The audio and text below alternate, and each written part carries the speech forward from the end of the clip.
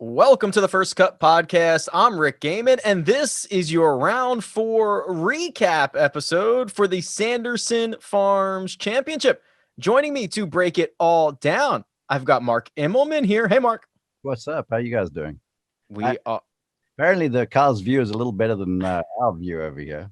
Well, we've improved things from the Starbucks I was at on Tuesday. So we're now.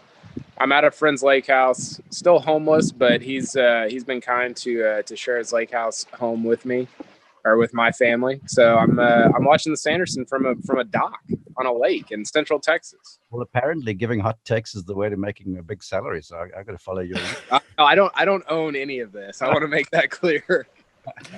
That's Kyle Porter. If you're watching us on youtube.com/firstcutpodcast, you can see him by the lake. And if you were watching the Sanderson Farms, gentlemen, you saw Sergio Garcia shoot a 67 on Sunday to win for the first time since on the PGA Tour, I might add, for the first time since the 2017 Masters.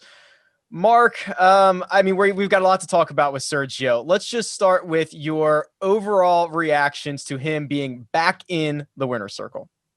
Well, the first one is something I'm like a blowhard about all of the time, and that everyone on the PGA Tour just doesn't suck. And I'm serious. We're so quick to write folks off. And I made the mistake on, I think it was the last podcast I was on, where the conversation about the European Ryder Cup teams coming up and, some of the old boys, that maybe they passed their sell-by date. But the truth of it is, if you're an exempt member of the PGA Tour, you can go. And if you get it together for 1 week, anything's likely to happen. And Garcia today looked like a 17-year-old Sergio Garcia with a little less hair. I mean, the way he was hitting it was ordinary. I mean, that's what he normally does. But when he was a kid, he used to have a fantastic short game. I mean, the short game touch around the greens was magical. He'd make putts from all over the joint, sort of fearless. And he looked, I wouldn't say fearful, because he's approaching, with the eyes closed, and you could see I love the softness about him when he gets over the golf ball and the purpose of the routine. So he didn't have the childhood abandon about him, but the guy made putts from all over the joint. And when you hit the ball like he does and you start making putts, I mean, you don't have to be a rocket scientist to figure out that low scores are on the offing. So, I mean, I was jacked for him. He's a dear friend. I'm happy to see him back. You could see how meaningful it was, in his post-round comments. And I love that because, sometimes all of us folks get a bit too into the big events, and events like Jackson, Mississippi, we kind of fob off because it's in the fall. But that Sanderson Farms win was a big deal for Sergio Garcia, and you could see it. It looked like there was years of relief that rolled off of his shoulders when he tapped it in on 18. It looked like it was a big moment for him. Yeah, it did. I thought, I didn't watch a ton throughout the week. I did watch a lot today. And how much fun was today? Like, I know Mark just alluded to it, but Malnati's not a guy that's going to win a lot on tour just because of the way he hits it. And so for him to be in the mix, for Sergio in, like a lesser event, but still like he kind of had his best stuff down the stretch. I mean, the shot into 15 was insane. The shot into 18 was awesome, and he chased after it. He knew it. And Malnati, you could kind of tell that, like, over the last 2 hours, I thought this was kind of funny that Malnati like felt something like that coming. He didn't know what it was going to be, but you could just tell that he was like emotionally preparing himself for that moment specifically. And I don't know, man, it was a ton of fun. Sergio, when he's feeling right, when he's good, is one of the most entertaining guys on any tour. I mean, it's so much fun to watch. And I had a blast. Like I went into it thinking, okay, I'll cover this. We'll write about it. We'll talk about it. And I did not expect for it to be as much fun as it was. Yeah, we'll get to Malnati because I thought he had some great quotes and it was awesome. But Mark, the big storyline with Sergio all week is this revolution that we find out he's been closing his eyes to putt. And I talked to Greg about this either Friday or Saturday night from like an instructor's point of view, and how it might just be freeing him up and kind of, changing the mechanism a little bit. But I'll provide the stats here, and hat tip to producer Jacob behind the glass. Sergio Garcia gained strokes putting in all 4 rounds this week. I could not find another instance in which he went all 4 rounds in a single tournament gaining strokes putting. So whatever it's doing for him, Mark, it's working. Well, from my point of view as an instructor, it's something I use pretty often with clients of all skill levels. And the reason why I use it, it's twofold. But the main one is we sensory beings, okay? And so you have 5 senses: see, feel, hear, smell, taste, touch. And you're not going to taste when you hit a golf shot. You're not going to smell. You certainly see, you certainly hear. Auditory is a big deal. And you certainly feel. And of those, the sight is the overriding thing. Now, that can be beneficial, but it can also be detrimental, because if you haven't been making putts, for argument's sakes, all you're looking for is that. And so when you close your eyes, it takes away the what's going to happen, and it zones you into more what you got to do. And then with the eyes closed, your brain just automatically heightens the feel sense, because that becomes the most important one. You can certainly hear sound, but in the creation of a golf shot, it's all feel now. And so you can feel rhythm. You can feel pace in transition. You can even feel the direction of the club more, because, again, the senses are heightened. So for someone listening to this, if you're struggling, get on the green, do it. It'll be, pardon the pun, eye-opening to you, because when you're going to feel things in a different sort of a way, and you feel pace, you feel rhythm, and then you take away the results. And for someone who's not making putts, that's a great way to play, because you sort of swing the club more freely. I have to go out there and start closing my eyes a bit on my putts. KP, you alluded to this. You alluded to him playing his best golf down the stretch. You mentioned the approach into the par 5 14th, which he hits his second shot to 3.5 feet. Then he stuffs one on 18 that he walks after. I don't know what it was, 2 feet. I don't have the shot link in front of me. Yeah. 2 feet, 6 inches. Which shot was better? I put this out as like a Twitter poll. Like, which is better, hitting it to 2.5 feet to make eagle on 14 to get to 18 under, or stuffing one on 18 and ending it? The better shot was the one on 14, just because it was from 259, I think, to 3 feet. Yes. You're going all strokes gained again. Come on now. I want to go on this, but go ahead. It's just less likely to make a 2 from 259 than it is from 171. And to hit that, the shot on 18, obviously it's a great shot to win the golf tournament, but there's not a lot of guys on tour who have the shot into 14, right? From 259 to 3 feet. And part of me is like, was that on purpose? Because he kind of killed it into like the ridge just over the bunker, and it like rolled out at, like, to 2 feet or whatever. I don't know that it was totally on purpose, but it was an unbelievable shot. And, we were kind of texting about this, but Sergio, like, his trajectory when he's feeling it it's the best. It's almost like you watching him hit like shots in a tournament. It makes you wonder how he hasn't won like 50 times worldwide. I know he's won a ton on the European Tour. He's won 11 times on the PGA Tour, but you just watch him hit, and it's like, this is really generational type stuff. And so I always I like it when guys like him are in contention, and there's not many like him, just because it's a joy to watch. It's a ton of fun to watch him bend the ball both ways and hit the kind of shots that he hits. Here's my take, and I don't know this for certain. I haven't gotten to ask, but when I watched that shot into the par 5, you could see he was setting up down the left center of the green, and he had a lie where he was trying to carve one in there, and he got a bit out in front of one, and as soon as the ball left the face, he didn't catch all of it, because he was screaming, go, because he knew the thing was on the edge. And then it lands on the backside of the bunker, bounds forward, and it's the tap in.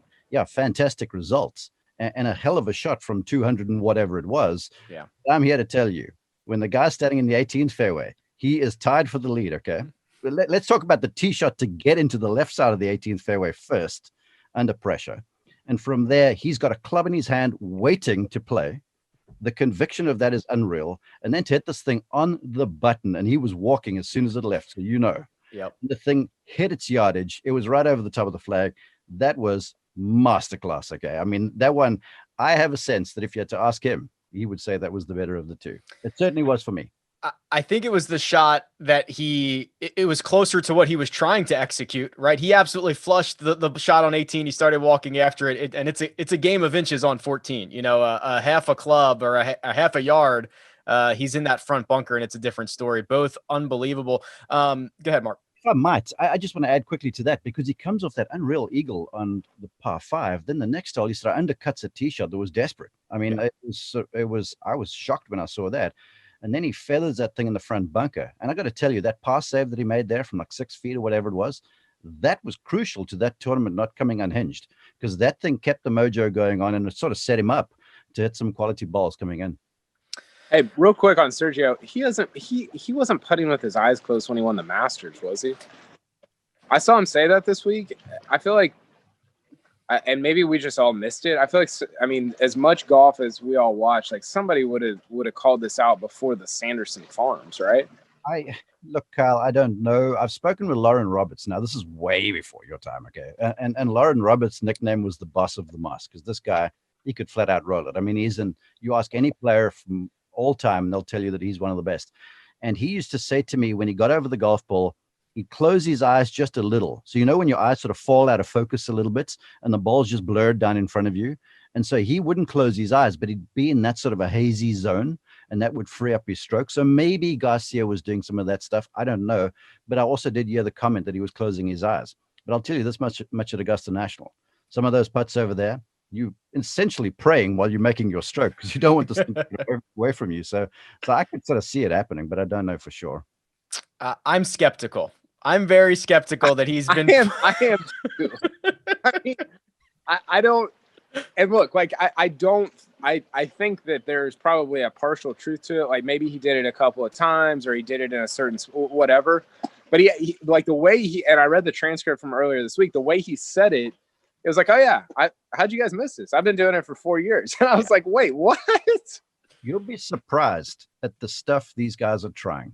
I've seen it. I don't think closing your eyes putting is as big a deal as someone changing their grip mid-round a few times. I've seen Phil Mickelson do that. I've seen Keegan Bradley do that. I've seen all sorts of guys fiddling around, changing grips, doing different stuff. Patrick Reed going left-hand low in the middle of a tournament with like 4 holes to go and he's in contention. This sort of stuff starts happening when the proverbial stuff's hitting the fan. Trust me. You're forgetting the best one. Adam Scott, 2 putters, final round at Bellerive, 2018 PGA Tour. Mickelson, 2 drivers. I mean, that's 2 putters is insane. I mean, what are we doing? But this is what these guys do. They go through the same sort of challenges as we do, and they are prepared to sort of, make adjustments on the fly. So I can see it happening. Trust me, I can see it happening. Well, I wasn't buying the conspiracy earlier this week, and I went and pulled up the 17 final round at Augusta, and they have the video. We just need it's too short. It's like the ball's already, it's focused right on his face, but the ball's already off his club face. We just need to see like the 2 seconds before that to see if the eyes were closed. They were not, from what we saw on television, but it might have been too late. Peter Malnati. Feel good story of the week. I think that's safe to say. Shoots a 63 on Sunday, 9 under, matching the low round of the week. KP, you were kind of talking about this and alluding to it. Like it seemed like he was free rolling this. Like Sunday was just, it was all gravy. You know what? He had essentially second place locked up. He knew he was going to get into the Shriners. He's hanging with the wife and youngster, his 1-year-old son. Like it's all good. If he gets into a playoff, he gets a crack at it. If not, he's going to have a great week. Yeah, his son was getting Ricky Fowler levels of airtime on Sunday. I mean, that was unbelievable. Look, the Malnati thing I thought was fantastic, because he is somebody who, I mean, he just doesn't hit it. He can't keep up. He can't keep up with Rory, with Sergio, with DJ. It's just not, it's not a world that he can exist in. And to hear him talk about that it felt on Sunday like he won, no matter if he actually won or not. I thought that was so cool, because that is we never talk about it, because we're always talking about DJ and Rory and Rahm, because that's what people want to hear about. And that's how this stuff works. But the reality for the majority of professional golfers is the Peter Malnati reality. And so for you to shoot a 63 on a Sunday, to potentially beat a Hall of Famer and an all-time Ryder Cup guy, I don't know. I just think it's more special than maybe we give it credit for. And so I love seeing his emotion and kind of the way he talked about it match what I felt like that moment actually was. Yeah, Mark, I think it's been, I want to say 3 years since he's had a top 10, something like that. Yeah, And yeah, and Kyle's absolutely right. There are more Peter Malnatis on tour than there are Bryson DeChambeau's or Rory McIlroy's. I mean, this is, we say it a lot. I mean, finishing in the top 10, finishing in the top 5, having even a chance to get into a playoff is a big deal. 700 and something $1,000 for Malnati this week. It's unbelievable stuff. Yeah, it's again, I pivot to the tour because it's not your dad's PGA Tour anymore. Yeah. We say Malnati's short. The guy averages 290 yards off the tee. Now, that's not that short, but he's outside the top 200, I think, in driving distance, which shows you what the rest of the crowd are up to. And so when you get a situation like that, not only are you spotting someone 30, 40 yards off the tee, but that turns into not just the differential in distance, but then the differential in iron clubs, because they're probably an iron club maybe 1.5 longer than you anyhow. So Malnati's spotting folks a bunch. But that's what I love about some of these courses that we go to. Hilton Head, Colonial, Jackson, Mississippi, Seaside down in Sea Island. We'll see that in a little while. You know, everyone can play. And on greens like Jackson, Mississippi, and I will argue, and you had Doug Bell on the show, I'm sure he said so, they are probably, I would say, top 5 on the PGA Tour in terms of how pure they are. And Peter Malnati can flat out roll it. And when you get him on some good greens and he starts getting a little confidence, he is going to fill it up from all corners. And we saw him do that in the final round. I mean, he just made everything he stood over. And you know, again, if you're hitting 7, 8, 9 irons, 6 irons to greens, and then you're making putts, you can also compete. You're right. Doug Bell did say that about the greens when I talked to him. So you're absolutely right there. KP, how would you spend your 2 hours between the time that you finished your round and having to wait to see when Sergio comes in? How would you have spent your time? I feel like I would have been in there eating dinner, having a few adult beverages, thinking no chance at this. Yeah, I think that's a good question. I think kind of like, I mean, Malnati was funny because he acted like in his post round interview, he's like, oh yeah, I'm just gonna go chill at the pool or whatever. Yeah. And I was like, I don't know about that. And then every time they cut to him, he's like pacing all over the place. He's like going to the score, going to the range, going back to his son. That's exactly what I would have been doing. Because look, like how many rips do you get at a PGA Tour win if you're Peter Malnati in your career? 3, 5? I mean, it's not a big number. And so it's yeah, I don't know. Like again, it's awesome for him because it gets him into next week. It sets him up to finish top 125, which he fell out of last season, and to get more starts on the PGA Tour. And that's what, you know, sometimes we lose sight, I think, of these weeks, these we call them mediocre weeks on the tour.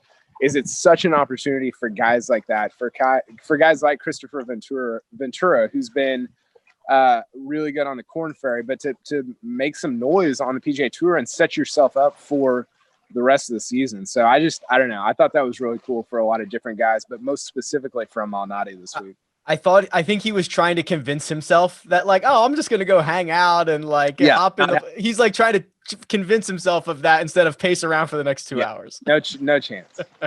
JT Poston, Mark, was the third member of the co-lead through 54 holes, and he had been striking the ball very well. But the one thing that I think is most interesting about this, and we hear this a lot, it's not specific to JT Poston, who has one PGA Tour victory, the 2019 Wyndham.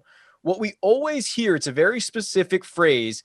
He's trying to validate that win. He's trying to validate that victory. And you almost hear it exclusively about single-time winners on the PGA Tour. Talk me through, I guess from like a player's perspective, are they feeling that, or is that just something we hear on the TV coverage? I'm torn here. You know, you win one time and you earn the respect of your peers. I don't care who you are. And let's not forget, JT Poston went 72 holes around Sedgefield, bogey-free. Yeah, that win. And he dusted the field. I mean, it was one-way traffic coming on the final round there. So it's not like he stumbled into a victory and guys fell over in front of him. He went and he grabbed that thing. So I think when the players watch this, because they know the good ones, they can see the players that have, you know, this guy's got a little gumption about him. He's going to be good. And you'll hear the players talk their way, the veterans especially. So I don't think Poston and these guys are trying to validate their victories. I think that's something that we might have concocted a little bit. But I will say this to you from a player's perspective and guys I've been involved with. The second one, it's more personal because you've won the first one, then you're looking for the next one, and you start questioning, what did I do? What should I have done? What haven't I done? And all of a sudden, the quest for the next one becomes a bigger deal because now you're not swinging as free, in my opinion, as what you were when you're fresh faced and you're looking for your first victory. Because now you're like, okay, I've won. This stuff's infectious. Because I got to tell you, whether it's in Jackson, Mississippi, or whether it's in Fort Worth, Texas, or New York City, a win on the tour is a big deal. And so you get that victory feeling one time, and you want it again. So it starts to play tricks on the guy. So from a personal playing perspective, it's a big deal to get the second, but I don't think they're trying to validate themselves. I mean, they've won one time on the tour. That in itself is quite an achievement. Yeah, it's certainly something that might be more on our side than it is on their side. KP, his 70 on Sunday for Poston, 2 under. His worst round of the week, not by far, not a terrible round, but you got to wonder what it is like for these guys to sleep on the 54-hole lead, even if it is a co-lead, knowing what you just mentioned about Peter Malnati. You only get a couple rips at this, and Poston, he started off the restart with back-to-back top 10s, hadn't played as well recently, and then he pops up here again. You only do get so many rips at this. Yeah, and it felt like I don't want to say he threw it away because he didn't play terrible, but just some of the shots he hit over the last, 6-8 holes, they just were not you watch Sergio and you're like, okay, he hit that shot with conviction, right? And with Poston, it was they just felt like kind of lousy efforts. And I don't know, I didn't see his post-round comments. I don't know what he said about it, but he has to, I don't know. If you're him, you kind of got to look back at that and think like, man, I just didn't hit the shots that I really needed to coming in. And that's, again, like you finished third in a PGA Tour event in a okay field. It's not like a terrible field. And so there's a lot to glean from that, to take away from that. But I do wonder what he would say about those final 6 or 8 holes. Yeah, well, he can look back at Sunday. We're going to look ahead. We're going to talk about back-to-back weeks in Las Vegas. Yes, Kyle. Real quick, can we do can you guys give me your 3 to 5 all trad guys? Oh, yeah, sorry. I had that as a note. So, all trad guys. So you've already thrown out Sergio Garcia. Yeah. I thought Gary, see, some guys only do it for like a shot or two at a time. You know what I mean? But I think obviously Gary and obviously Tiger have to be on the list. Yeah. I don't know if I can go further than that. Mark, do you have anybody? I'm up the conversation, but what are you looking for? Guys that hit how they hit the ball? You got to just the best trajectory on the PGA Tour. Well, Adam Scott, Rory McIlroy, and Bubba Watson. Those blow your hair back. Bubba's a great one. Bubba's a great one because there's nobody like him. Hey, do yourself a favor and go and stand behind Rory McIlroy for a little while, and then go and stand behind Adam Scott and see if you can come away there breathing deeply, because it is something to behold. Trust me. I've done it. It's incredible. So did you the king of the rankings, did you rank these definitively, KP? No, I need to like write a column out. I think Fleetwood is on the list. I love Fleetwood. Oh, that little and I like the way he kind of holds it off at the end too. Yeah, somebody mentioned Cameron Champ, which is a pretty good one. That's all right. But how are you defining this, I guess, is the question. Just when you're watching on TV or in person, but specifically on TV, and you see the shot tracer come up, and it just makes you gasp at what kind of trajectory they've taken. So Bubba's an obvious one. Yeah. Well, yes. What I want to offer you, there's certain guys that make the low one look cool, like Champ, Gary Woodland. They hit that really low ball, the head eye one. I remember Wyndham one year. I had his group, Ali Schneider-Jones, off the 18th tee, hit one. It was like knee high to a grasshopper off that 18th tee. For like 100 yards. It was unbelievable. Rolled like 300. It was crazy. But then I got to tell you, when these guys get up there and hit a driver and the thing goes 130 feet in the air, that is freaking amazing. Okay. So I'm more into the guys that launch these big high balls through the stratosphere, and the stuff doesn't. Yeah, but some of those guys can't work it both ways. Like this all started because I feel like Sergio is maybe the best in the world at working it both ways, right? Like you see him, and well, Tiger all time is the best in the world, but you see him hit it high and cut it. You see him hit it high and draw it. You see him hit it low and draw it. I mean, this goes back to the conversation in the Hank Haney book about Tiger of hitting the 9 windows, right? And being able to draw it and fade it no matter which way you're going. And I think that obviously Tiger's got to be number one all time on the list. But I think Sergio I think he's up there. And look, we're not going all the way back to sorry, Bobby Jones isn't on the list, Mark. I'm sure he was probably a great trajectory guy if they had invented the He shot invented tracer. Trajectory. But I just, I don't know. Like I was just trying to think of guys as I was watching Sergio, because Sergio's up there for me. He might be number 2 behind Tiger. Well, if you're looking for people that are going to make you gasp, Bubba Watson is the one. Yeah, he is. Bubba's. That guy will hit shots that'll blow your hair back. His eyes will I think that's a really good one, because who else can do it like Bubba? Like the things that he pulls out. That's a really good one. I like that. Well, and the crazy part is like he'll hit these like tracers off the screen, and then it'll end up in the middle of the fairway, and you're like, well, how did that happen? But the thing is, he's aiming off that side of the screen, and the ball's leaving on this side of the screen. They end up together. It's great. Yeah, it's insane. Got to get one of those ultra wide monitors to see the trajectory off of Bubba's club face. That's All right, gentlemen, here's what we're going to do. We're going to take a quick break and hear a word from our partners. Vegas, back-to-back weeks in Vegas, because we've got this and then Shadow Creek for the CJ Cup, which will now make its California debut instead of the Asian swing. But gentlemen, we've got quite a big boy lineup coming to Vegas next week. We've got Bryson DeChambeau making his first start since becoming the U.S. Open champion, Webb Simpson, friend of the pod, Colin Morikawa, Hideki Matsuyama. I mean, this is solid. What do we think, Mark? Let's start with you. What's the storyline for next week? Is it Cantlay's dominance around Shriners? Is it Bryson's first start as a U.S. Open champion? What is next week? I think the story is because look, when I was a PGA Tour radio guy, I did the last 2 winners over there, and the first thing that pops in my mind is it's the hardest win call to make because it's such a long name and you don't want to screw it up. So you're going to Shriners Hospitals for Children Open champion. So it's a lot of fun. It's a great golf course. Yeah. For me, I think, and I'm not hopping on any bandwagon here. I think the story is about Bryson because he professed in the winner's interview to me, I was there.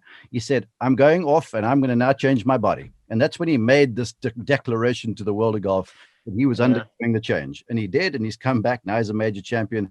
Now he's coming back there as a major champion. So I think there's this, and it doesn't happen very often where you make a statement and it comes back and you can go back to the place you did it and you have the proof about the thing. So for me, Bryson going back, major champion, I think he's the defending champ, isn't he? Because no, Kevin Na last year. 2 years ago, yeah. That's then Bryson and then Cantlay, I think, are the last 3 in order. Cantlay was the year before Bryson. I do know that. Yeah. Okay. So Na, Bryson, Cantlay going back in order. Yeah. So Bryson coming back there, I think, is a big deal. But Cantlay, I mean, that guy around there, he is a beast. First, second in his only 3 trips to Shriners is unbelievable. KP, this is a low key. I love this course. I was there actually like Thursday and Friday, I think, last year. Great walk. I was there early. There was nobody out there. I had the whole place to myself. TPC Summerlin, like that gets my juices flowing a little bit. Were you following JT Poston or Peter Malnati? No, definitely Malnati. No, you know what the group was? They had the young guys paired. It was Wolf, Morikawa, and Joaquin Neiman in a group. And I followed those guys around. It was phenomenal. Yeah, that's a great tragic group right there. Because you got high, you got low, you got everything. Look, I think the storyline starts to become Augusta, right? Like we're a little over a month away, and this coincides with Mark on Bryson, because look, we can talk about Tiger, we talk about Rory, the Slam, we can talk about all this stuff. I think going to Augusta, I think Bryson's the number one storyline. I do, because it would be different if Tiger was playing better and he is going back as the defending champion. But I don't think we're going into that thinking like, okay, Tiger's locked in. He's going to play. Now that might change over the next month, but I think as of right now, what Bryson is going to do at Augusta, is the storyline in golf broadly. And so when you kind of filter that down to the Shriners this week, I think that becomes kind of the overarching theme for the golf world going forward. So maybe it doesn't play out like that. Maybe Bryson doesn't contend at the Shriners, but I just think that as of right now, that's kind of the thing that's overshadowing everything else. Hey, the way that golf course sets up, the way he's driving it, man, he can just open up on every hole there. And I feel like if he comes in there playing well, because we don't know, because apparently he's been experimenting with like a 48-inch driver or something silly like that. I don't know the exact specs of it. So he's been doing Bryson stuff. But if he's coming in there playing well, he can just get on that tee and just unleash and get himself a number of scoring clubs into, again, very good greens. I hope he plays the 48-inch driver. Oh, that'd be pretty cool. It would be crazy. I mean, it's look, like, I think some of the U.S. Open stuff it felt reactionary, and maybe it was, but I don't know. I think we look back in 10 years and I just think the U.S. Open was like this culmination of a lot of Bryson stuff that, again, I said this the day of the U.S. Open win, was an inflection point in golf history. And again, maybe it doesn't go like that. Maybe he peters out or whatever, but it felt like a big deal. And it'll be interesting to see kind of the next step and the progression of it from here. Our matchup challenge was, oh boy, it was the worst week we've ever had, boys. So I was 0-6, which is, that's hard to do. First of all, that is really hard to do. Greg is technically going to win this. So Greg and Kyle were 3-3 apiece. Greg wins the tiebreaker over Kyle. Mark was 2-4, and I was 0-6. I got on. I was looking at the leaderboard on Saturday night, and I was like, "Oh, Cameron Davis, this my sleeper. This is great." And then he shot like a 73 on Sunday, so not all that great. But yeah, it was a tough week for us. Tough look. A lot of these matchups we had, like both the guys missed the cut, and we just had to decide. Like it was just a brutal. I mean, it was destruction at the top. It was. Hey, by the way, did you guys see the Cameron Davis switch hitting thing? Yeah, it's unbelievable. I don't know. I'd never seen it before. First of all, like we talked about this going into the week, I really like Cameron Davis. Great swing. They showed him hitting left-handed. It's better than like 90% of the guys on tour. It was unreal.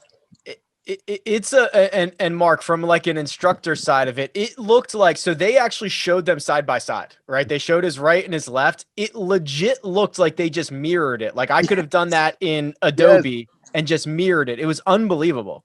Okay, yeah, I don't want to poo-poo this, but file this in things that's not the first time we've seen this under the sun. I mean, Mac O'Grady played in a PGA Tour event as a right-hander and a left-hander. That's how good he was. And you watch all of them. Ricky Fowler, they can all hit great. Even Dustin. No, not like that.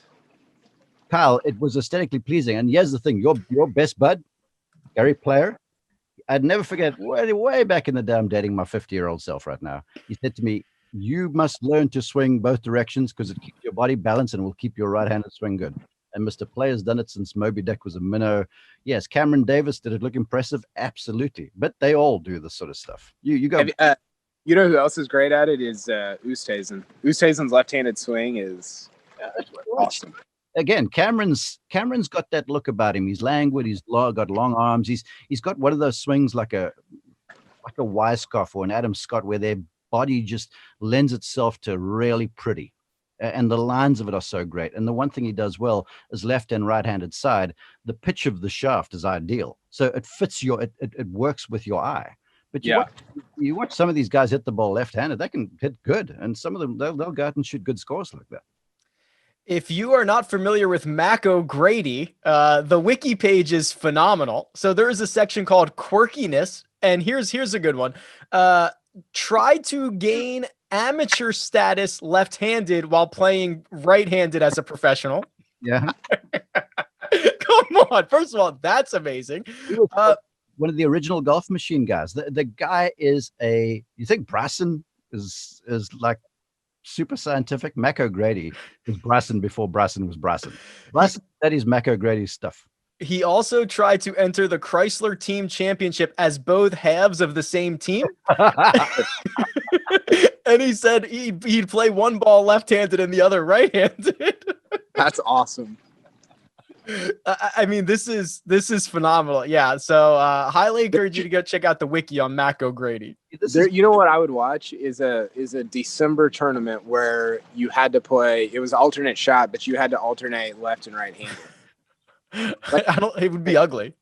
But I mean, for some guys, it's like the story that Bones told this story. I think it was during the BMW Championship about how Adam Scott was hitting, and this goes to Mark's point that a lot of guys can do this, but that Adam Scott was hitting left-handed drivers like 290 down the middle.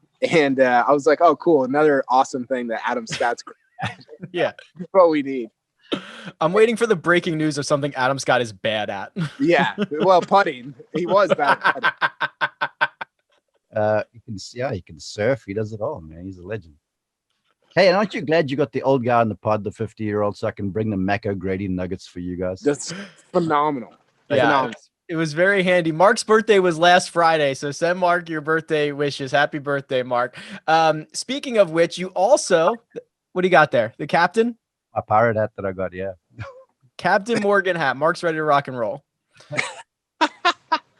Also, Mark, you are going to earn 46,200 points for Sung Jae Im in our one and done. He finished, I think, T28. You and me, Kyle, we had Scotty Scheffler. He gets us 28,000.